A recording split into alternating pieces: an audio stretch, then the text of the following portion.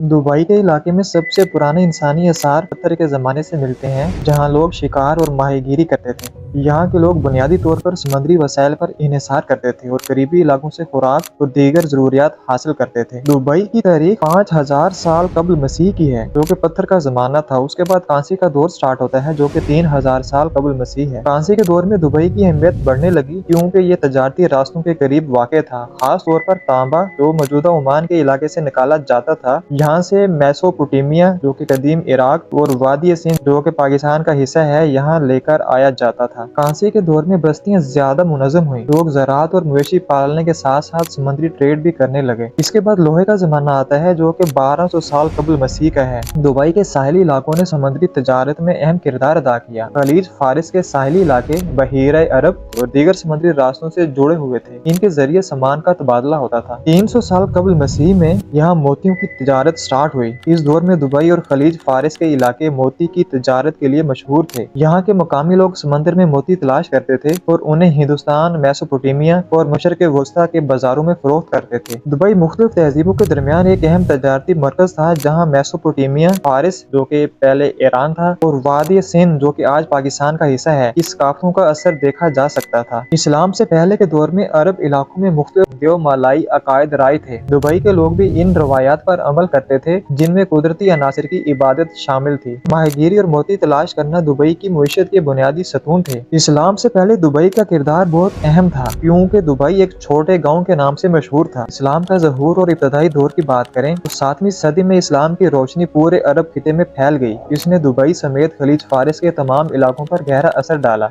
Dubai के लोगों ने जल्द ही इस्लाम कबूल कर लिया और इस्लामी कवानीन और रवायात उनके तर्ज जिंदगी का हिस्सा बन गए। इस्लाम ने ट्रेड को ईमानदारी और इंसाफ के असूलों पर इस्तवार किया। इसके साथ ही दुबई की समुद्री तजारत मजीद मुस्तहकम हुई और खलीज फारिस की बंदरगाहों ने इस्लामी दुनिया के मुख्तलिफ हिस्सों जैसे कि हिंदुस्तान, फारिस और मशरकी अफ्रीका के साथ तजारती ताल्लुकात कायम किए। इसके बाद अब्बासियों का दौर स्टार्ट होता है, जो कि 750 ईस्वी से लेकर 1258 ईस्वी तक का है। अब्बासी खिलाफत के दौरान दुबई खलीज फारिस के दीगर शहरों के साथ इस्लामी तजारती नेटवर्क का हिस्सा बन गया। इस वक्त दुबई में छोटी बंदरगाहें थीं, जो मोती, खजूर और मसालों की तजारत में अहमियत रखती थी। अब्बासियों के दौर में इस्लामी उलूम और फनून तरक्की कर रहे थे और दुबई जैसे इलाकों ने इस इल्मी और सकाफती तरक्की से इस्तेफादा हासिल किया। इस्लामी कवानीन, तालीम और फन तमीर के असरात दुबई की सकाफत में शामिल हुए। इसके बाद दुबई में फातमी और अयूबी दौर स्टार्ट होता है, जो कि 10वीं और 12वीं सदी के दरमियान है। दुबई ने इस्लामी सल्तनतों के तजारती नेटवर्क से फायदा उठाया। बहरी तजारत में मजीद तरक्की हुई और दुबई के लोगों ने हिंदुस्तान, ईरान और अरब दुनिया के दीगर हिस्सों के साथ तजारती ताल्लुकात को वसअत दी। 13वीं सदी में मंगोल हमलों की वजह से अब्बासी खिलाफत खत्म हो गई। इस दौर में अरब ताजरों ने दुबई जैसे साहिली इलाकों को तजारती सरगर्मियों के लिए इस्तेमाल किया। मोती, खजूर और समुद्री सामान की तजारत दुबई की मईशत का अहम हिस्सा बनी। 14वीं और 15वीं सदी में दुबई का अरूज बतौर तजारती बंदरगाह हुआ। इस सदी में दुबई की जोग्राफियाई हैसियत ने उसे एक अहम तजारती बंदरगाह बना दिया। अरब ताजरों ने खलीज फारिस के रास्ते हिंदुस्तान, चीन और मशरकी अफ्रीका के साथ ताल्लुकात कायम किए। दुबई में पुर्तगालियों की आमद 16वीं सदी में स्टार्ट हुई और 1500 की दिहाई में पुर्तगालियों ने खलीज फारिस के इलाके पर कब्जा करने की कोशिश की, ताकि वो अपने तजारती नेटवर्क को मजबूत बना सके। कहा मकामी अरब कबाइल ने इनके खिलाफ मुजाहिमत की और दुबई के तजारती निजाम को बरकरार रखा। इसके बाद 17वीं सदी में दुबई और खलीज फारिस के दीगर साहिली इलाकों ने पुर्तगाली असरात से निजात हासिल की। मकामी अरब कबाइल ने तजारत को दोबारा मुनज़्ज़म किया। दुबई की बंदरगाह ने अपनी अहमियत दोबारा हासिल कर ली। 19वीं सदी में उमानी सल्तनत की बहरी ताकत ने दुबई की बंदरगाहों को तहफ़्फ़ुज़ फराहम किया। इससे उसकी तजारत मजीद मुस्तहकम हुई। 1833 में शेख मखदूम बिन बती आले मखदूम ने दुबई पर कब्जा करके इस शहर की बुनियाद रखी। आले मखदूम खानदान ने दुबई को एक आजाद बंदरगाह के तौर पर फरोग दिया। 1892 में दुबई ने बरतानवी हुकूमत के साथ एक मुआहदा किया। इसके तहत इसे बैरूनी हमलों से बचाया गया और यह इलाका बरतानवी सल्तनत के जेर असर आ गया। 1958 में शेख राशिद बिन सईद अल मखदूम की हुक्मरानी आई और उसने दुबई को जदीद खतूत पर इस्तवार करने का आगाज कर दिया और 1966 में दुबई में तेल की दरियाफ्त ने शहर की तकदीर बदल दी। तेल की आमदनी से बुनियादी ढांचे, सड़कों, बंदरगाहों, हवाई अड्डे की तामीर शुरू हो गई। 2 दिसंबर 1971 को दुबई ने दीगर अमारात के साथ मिलकर मुत्तहिदा अरब अमारात UAE की तश्कील में हिस्सा लिया। दुबई की एक अहम पहचान